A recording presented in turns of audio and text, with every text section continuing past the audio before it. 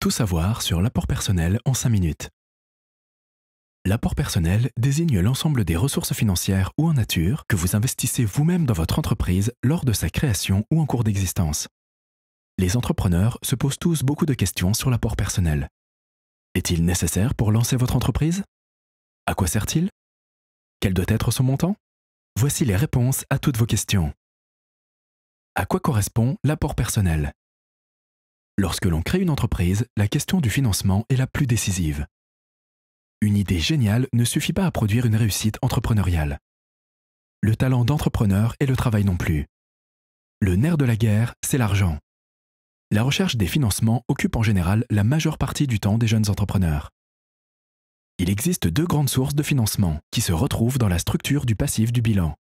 Les capitaux propres, ou fonds propres, qui regroupent tous les apports des personnes qui possèdent l'entreprise, le créateur de l'entreprise et ou les actionnaires. Les emprunts souscrits auprès des organismes de crédit, banques. Ils apparaissent dans la partie dette du passif de votre bilan, milieu de bilan. L'apport personnel désigne, comme son nom l'indique, les apports financiers du créateur de l'entreprise, c'est-à-dire vous. Mais il peut aussi s'agir d'apports en nature, des équipements, machines, outils personnels, etc., dont vous êtes propriétaire et que vous affectez à votre entreprise. Dans tous les cas, les apports personnels s'inscrivent dans les capitaux propres, au même titre que les apports des actionnaires. L'apport personnel est-il obligatoire pour certains statuts? D'un point juridique, il faut distinguer les entreprises individuelles, EI, EIRL ou auto-entreprise, et les sociétés. Ce sont deux statuts très différents.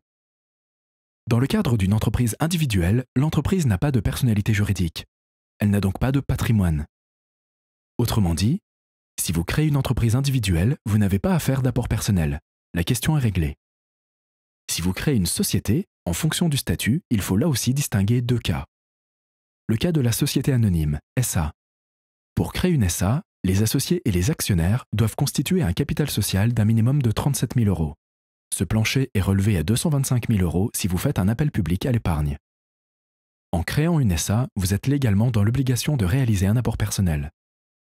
Le cas des autres formes de société, SARL, SAS, EURL, SCS, SNC, SCI, SCP, etc. Il y a un capital social, mais celui-ci est librement fixé. Il n'y a pas de limite minimum. Vous pouvez donc théoriquement constituer un apport de 1 euro légalement. Mais d'un point de vue pratique, un apport personnel très faible ou symbolique ne vous crédibilisera pas auprès de vos interlocuteurs et partenaires potentiels. Le capital social d'une société est public. Comme on peut le constater, l'apport personnel n'est pas une obligation, sauf dans le cas de la société anonyme.